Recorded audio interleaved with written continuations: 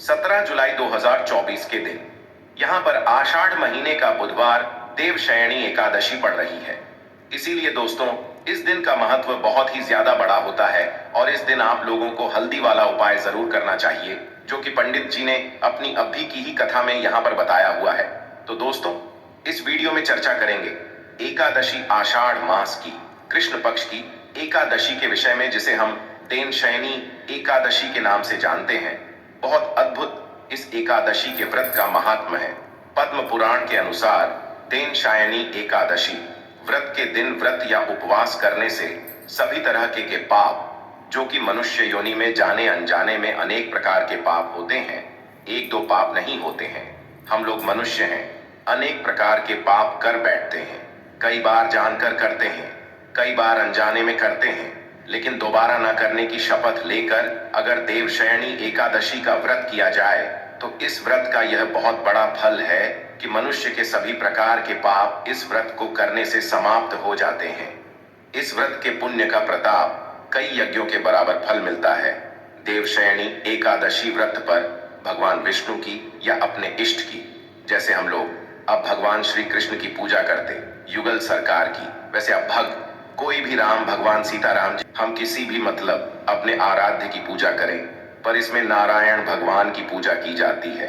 Means अपने इष्ट श्री कृष्ण की पूजा की जाती है। और उस समय हमें ज्यादा से ज्यादा सत्य बोलना चाहिए। दशमी की रात्रि से ही हमें ब्रह्मचर्य का पालन करना चाहिए। संभव हो सके तो हम लोगों को दशमी की रात्रि को ही भोजन नहीं करना चाहिए, संयम रखना चाहिए। जो भी मनुष्य जरूरतमंद हो, दशमी की रात्रि से ही हमें यह स्वभाव अपनाना चाहिए कि जरूरतमंद का हम सहयोग करें, उसे जो भी व्यवस्था कर सके उसे सुख दे सके, जल पिलाकर, फलहार कला कराकर आदि याद तो हमें वह अवश्य करना चाहिए। और इस देवशयनी एकादशी व्रत में रात्रि में विशेषतः जागरण का बहुत बड़ा महत्व है। जिस व्यक्ति को प्रचुर संपत्ति चाहिए, सुख चाहिए, ऐश्वर्य चाहिए, यश चाहिए, ऐसे मनुष्य को देवशयनी एकादशी के दिन हल्दी वाला उपाय जरूर करें, क्योंकि उसको इस उपाय को फल बहुत ही जल्दी मिल जाएगा। दोस्तों, अब हम समझते हैं इस वाले उपाय को हमें करना किस समय है। तो सबसे पहली बात दोस्तों, हम समझते हैं कि यह हल्दी वाला उपाय करना किसको है। तो देखिए, यहाँ पर सीधी सी बात है कि यह हल्दी वाला उपाय जो उपाय है, ये किस लिए किया जा रहा है। ये मनोकामना को पूर्ण करने के लिए किया जा रहा है, या आपके जीवन में जो दुख और परेशानियां हैं उनको दूर करने के लिए किया जा रहा है, या आपका कोई बड़ा काम है जो कि नहीं हो पा रहा है, आप उसके लिए इस उपाय को कर सकते हो। तो सीधी सी बात यह है कि आप अपनी किसी भी प्रकार की मनोकामना के लिए इस वाले उपाय को कर सकते हो। तो यह उपाय वह व्यक्ति कर सकता है जिस व्यक्ति को अपनी किसी भी प्रकार की मनोकामना भगवान शिव जी से पूर्ण करवानी हो। और अगर कोई भी माताएं बहनें जो है अपने घर की सुख और शांति के लिए, घर में धन समृद्धि को बढ़ाने के लिए वाला उपाय करना चाहती हैं, तो घर की जो बड़ी माताएं बहनें होंगी वह इस हल्दी वाला उपाय को विशेष रूप से करें, क्योंकि माताएं बहनें घर की लक्ष्मी होती हैं, और जब घर की लक्ष्मी कोई विशेष उपाय करती है तो उसका फल ही बहुत जल्दी मिल जाता है और बहुत बड़ा होकर मिलता है। अन्यथा इस उपाय को कोई भी व्यक्ति कर सकता है, चाहे वह बड़ा हो, चाहे वह छोटा हो, चाहे वह बच्चा हो। जिस व्यक्ति को यह हल्दी वाला उपाय समझ आ गया, वह व्यक्ति इस हल्दी वाला उपाय को 17 जुलाई 2024 बुधवार देवशयनी एकादशी के दिन जरूर करे, क्योंकि उसको इस उपाय को फल बहुत ही जल्दी मिल जाएगा। क्योंकि बुधवार देवशयनी एकादशी के दिन भगवान विष्णु जी बहुत आसानी से प्रसन्न हो जाते हैं। तो आइए अब हम समझते हैं कि इस हल्दी वाला उपाय को आपको करना कैसे है, और इस उपाय को करने का जो समय है वह क्या है। तो देखिए, इस 17 जुलाई 2024 बुधवार देवशयनी एकादशी के दिन किए जाने वाले यह हल्दी वाला उपाय जो उपाय है, यह मुख्य रूप से सुबह के समय होगा। किस समय होगा? सुबह के समय होगा। आपको कोशिश यही करनी है कि सुबह के समय हम इस हल्दी वाला उपाय को कर लें। पर किसी कारणवश अगर आप सुबह इस उपाय को ना कर पाओ, आपको कहीं काम से जाना हो या किसी और काम की वजह से आप उपाय को ना कर पाओ, तो आपके पास फिर दूसरा मौका रहेगा, जो कि शाम के समय का रहेगा, प्रदोष काल का रहेगा। अब भाई, प्रदोष काल का समय भी एक बहुत ही लोगों के मन में प्रश्न बन जाता है कि भाई ये समय होता कब है, कितने बजे से लेकर कितने बजे यह समय होता है, ताकि हमें उपाय के लिए जो है करने का समय पता लग जाए। तो हम आपको बता दें, प्रदोष काल का जो एक समय होता है शाम का समय, वो होता है शाम के 6 बजे से लेकर शाम के 7 बजे के बीच का। इस समय के बीच में आप उपाय को करेंगे तो आपको उस उपाय का जरूर फल मिलेगा। तो शाम के 6 बजे से लेकर शाम के 7 बजे के बीच में आप लोग इस हल्दी वाला उपाय को कर सकते हो। तो भैया बहुत सारे लोग यहाँ पर यह प्रश्न भी जरूर करेंगे कि भाई हम तो नौकरी पर जाते हैं, हम अपनी ड्यूटी पर जाते हैं और आने में हमें देर हो जाती है, तो उस जगह पर हमें क्या करना चाहिए। तो देखिए, उन लोगों को भी टेंशन लेने की जरूरत नहीं है। अगर आप लोग इस उपाय को शाम के समय प्रदोष काल में कर रहे हैं और अगर आप आने में देरी भी हो जाती है, आपको आने में 7 बजे तक आप नहीं पहुंच पाते हो, तो भाई आप 7 या रात 8 बजे तक भी अगर उपाय को करोगे तो भी चल जाएगा। और अगर इससे भी थोड़ा देर हो जाती तो भी आप उपाय को कर सकते हो, क्योंकि 17 जुलाई 2024 बुधवार देवशयनी एकादशी का दिन है। यह दिन बहुत ही कम आता है पूरे साल भर में, इसलिए जब आपको मौका मिल जाए, जब आप इस उपाय को जरूर कर लेना। कोई भी उपाय हो, आप कभी भी कर सकते हो, बुधवार देवशयनी एकादशी के दिन। बस कोशिश करना कि समय के थोड़ा मतलब अंतर्गत ही कर लो, पर किसी कारणवश अगर ना कर पाओ तो फिर आप थोड़ा देरी से भी कर सकते हो, आपको उपाय का फल जरूर मिलेगा। तो चलिए जानते हैं इस एकादशी में किए जाने वाले उस खास उपाय के बारे में। लेकिन उससे पहले एक प्रार्थना, अगर आप चैनल पर नए हैं तो कृपया चैनल को सब्सक्राइब अवश्य। महीने का एकादशी का बहुत से साधकों को इंतजार रहता है। आषाढ़ महीने का पूरा महीना भगवान विष्णु को समर्पित होता है, माता लक्ष्मी को समर्पित होता है, माता तुलसी को समर्पित होता है। और इस एकादशी में किए जाने वाला यह उपाय हमें हरिहर महादेव की कृपा भी प्राप्त करा देता है। देखिए, इस वीडियो में हम लोग पूज्य गुरुजी द्वारा बताए गए कुछ बहुत ही खास उपाय जानेंगे। लेकिन इन उपायों से पहले आप एक बात जान लीजिए कि आपको इस एकादशी में या फिर किसी भी एकादशी में किसी भी पेड़ की, किसी भी पौधे की कोई पत्ती नहीं तोड़नी है। पूज्य गुरुजी अपनी शिव महापुराण की कथा में यह बात कई बार कह चुके हैं कि आपको कोई भी पत्ती या कोई भी डंडी तोड़नी नहीं होती है। खास तौर से एकादशी के दिन बिल्कुल भी आपको नहीं तोड़ना है। इसी के साथ आपको एक और बात का ध्यान रखना है कि आप जब भी सुबह स्नान करें, किसी भी साल में पड़ने वाली जितनी भी एकादशी होती हैं, उन सभी एकादशी में आप अपना एक नियम बना लीजिए कि एकादशी जब आएगी तो उस दिन आप सुबह जब स्नान करेंगे तो उसमें एक चुटकी हल्दी मिला लेंगे। गुरुजी कहते हैं, अगर यह नियम आप पूरे साल की एकादशी में ले लेते हैं तो आप स्वयं देखेंगे कि एक साल पहले आपका जीवन कैसा था और एक साल बाद आपका जीवन कैसा होगा। क्योंकि हल्दी डालकर जब भी हम लोग स्नान करते हैं तो गुरुजी कहते हैं कि इससे हमारे जीवन का दुर्भाग्य समाप्त होता है, माता लक्ष्मी की कृपा प्राप्त होती है, हमारे जीवन में धन आकर्षित होता है और हमारी सारी दरिद्रता समाप्त हो जाती है। इसलिए आपको यह नियम जरूर लेना चाहिए। अब बात करते हैं पूज्य गुरुजी द्वारा बताए गए सबसे बड़े उपाय के बारे में, जो आपको इस एकादशी के दिन में करना है। देखिए, इस बार की एकादशी बहुत ही महत्वपूर्ण है। आप सभी जानते हैं, आषाढ़ महीने का भगवान नारायण को समर्पित होता है और यह एकादशी भी पड़ रही है 17 जुलाई 2024 बुधवार देवशयनी एकादशी। देखिए, इस उपाय के लिए आपको एक दीपक ले लेना है। दीपक आप मिट्टी का भी इस्तेमाल कर सकते हैं या फिर आप चाहे तो अपने घर पर आटा मारकर उसका भी दीपक बना सकते हैं। इस दीपक में आपको घी का इस्तेमाल करना है। शुद्ध देसी गाय का अगर घी मिल जाता है तो यह आपके लिए बहुत ही विशेष होगा। अगर नहीं मिल पाता है तो फिर आप शुद्ध घी का इस्तेमाल कर सकते हैं। अब देखिए, इस दीपक में आपको गोल बत्ती का प्रयोग करना है।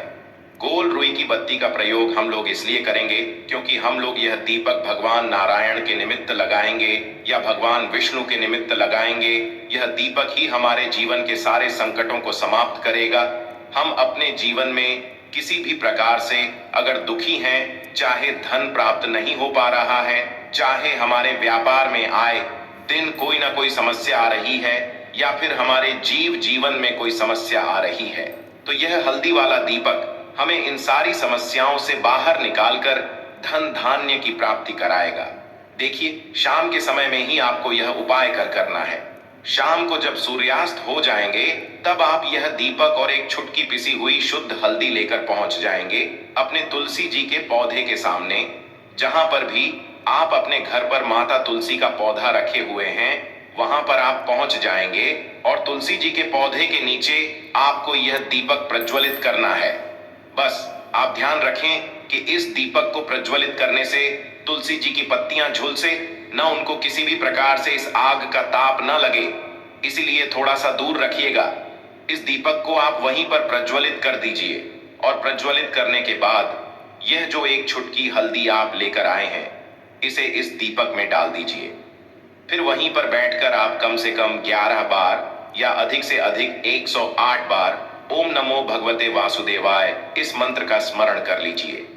भगवान नारायण को प्रसन्न करने की के लिए, माता लक्ष्मी की कृपा प्राप्त करने के लिए यह मंत्र अचूक है, इसलिए आपको इस मंत्र का कम से कम 108 बार जाप जरूर करना चाहिए।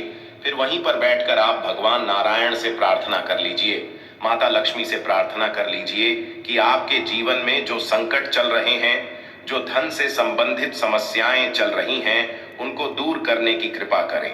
देखिए, अगर आप पूज्य गुरु जी की शिव महापुराण की कथा सुनते हैं तो आपको पता होगा कि इस आषाढ़ महीने का मेन दीपदान का कितना ज्यादा महत्व है, और इसीलिए आपको इस देवशयनी एकादशी में यह एक दीपक तुलसी जी के निमित्त जरूर दान करना है, भगवान नारायण के निमित्त जरूर दान करना है। इस एक दीपक से क्या होगा यह आप आने वाले कुछ ही हफ्तों के अंदर जान जाएंगे, इसलिए आपको यह एक दीपक जरूर प्रज्वलित करना है। अब इसके बाद बात करते हैं गुरु जी द्वारा बताए गए दूसरे खास उपाय के बारे में। क्योंकि बुधवार के दिन देवी है, इसलिए आपको इस उपाय के लिए 7 चने की दाल ले लेनी है। सेवन चने की दाल ले लीजिए और फिर 1 या 2 टुकड़े गुड़ के ले लीजिए। फिर इसी के साथ आपको ले लेना है 1 लोटा जल, लोटा आप तांबे का ले लीजिएगा। अब यह तीनों सामग्री लेकर आपको पहुंच जाना है शिवालय। देखिए, इस उपाय को आप सुबह करना चाहे तो सुबह कर लें और शाम को करना चाहे तो शाम को कर लें। शिवालय पहुंचने के बाद आप सबसे पहले एक काम करेंगे, जो 1 या 2 टुकड़े गुड़ के लेकर आए हैं उसे इस 1 लोटे जल में डाल लीजिए। वहीं शिवलिंग के सामने बैठकर ही आप इसे 1 लोटे जल में डाल लीजिए और कम से कम 11 बार श्री शिवाय नमस्तुभयम या फिर ओम नमः शिवाय, इन दोनों में से किसी भी एक मंत्र का जाप कर लीजिए। इसके बाद आप जो 7 चने की दाल लेकर आए हैं उन चने की दाल को इसी 1 लोटे जल से थोड़ा सा गीला कर लीजिए। थोड़ा सा जल इन चनों की दाल के ऊपर डाल लीजिए और इसे हल्का सा गीला कर लीजिए। अब इन दालों को, इन 7 चने की दालों को आप एक साथ शिवलिंग के ऊपर समर्पित कर दीजिए और बृहस्पति शवर महादेव का स्मरण कर लीजिए। कौन से महादेव का? बृहस्पति शवर महादेव का समर्पित करने के बाद आपके जीवन में जिस भी प्रकार की समस्या चल रही है उसको दूर करने के लिए बृहस्पति शवर महादेव से प्रार्थना कर लीजिए। या फिर आपकी कोई विशेष मनोकामना है जो बहुत दिनों से परिपूर्ण नहीं हो पा रही है तो उसको परिपूर्ण करने के लिए बृहस्पति शवर महादेव से प्रार्थना कर लीजिए।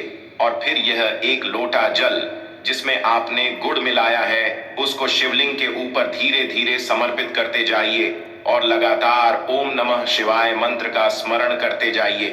पूज्य गुरु जी ने कहा कि गुण का टुकड़ा जब भी हम लोग शिवलिंग में समर्पित करते हैं तो इससे हमारे जीवन में ओज तेज की वृद्धि होती है, और जब भी हम चने की दाल शिवलिंग में समर्पित कर हैं तो ऐसा शिव महापुराण की कथा में कहा गया है। पूज्य गुरु जी ने अभी अपनी पिछली शिव महापुराण की कथा में बताया था कि जब भी हम चने की दाल शिवलिंग के ऊपर समर्पित करते हैं तो यह हमें उतना ही फल प्रदान करती है जितना हम लोग सोना दान करते हैं। यानी अगर हम अपने जीवन में स्वर्ण का दान नहीं कर पाते हैं, सोने का दान नहीं कर पाते हैं, तो अगर हम लोग केवल 7 चने की दाल शिवलिंग के ऊपर समर्पित कर देते हैं तो हमें स्वर्ण दान के बराबर ही पुण्य की प्राप्ति होती है। इसलिए आप इस बुधवार के दिन पड़ने वाली आषाढ़ महीने का देवशयनी एकादशी में यह उपाय जरूर करिएगा। अब इसके बाद बात करते हैं गुरु जी द्वारा बताए गए सबसे आखिरी उपाय के बारे में। इस उपाय के लिए आपको 1 छुटकी हल्दी फिर से ले लेनी है। देखिए, आषाढ़ मास में जो भी उपाय हल्दी से बताए जाए या जो भी उपाय तुलसी जी के पत्ती से बताए जाए या जो भी उपाय इलायची से बताए जाए, तो यह उपाय आप जरूर किया करिए, क्योंकि यह सारे उपाय धन को आकर्षित करने के लिए होते हैं, माता लक्ष्मी की कृपा प्राप्त करने के लिए होते हैं, आपके जीवन से दुर्भाग्य को समाप्त करने के लिए होते हैं। इस उपाय के लिए भी आपको एक चुटकी हल्दी ले लेनी है और साथ ही साथ एक लोटा जल ले लेना है। तांबे के पात्र में एक लोटा जल ले लीजिए और यह दोनों सामग्री लेकर आपको पहुंच जाना है किसी भी लेके वृक्ष के नीचे।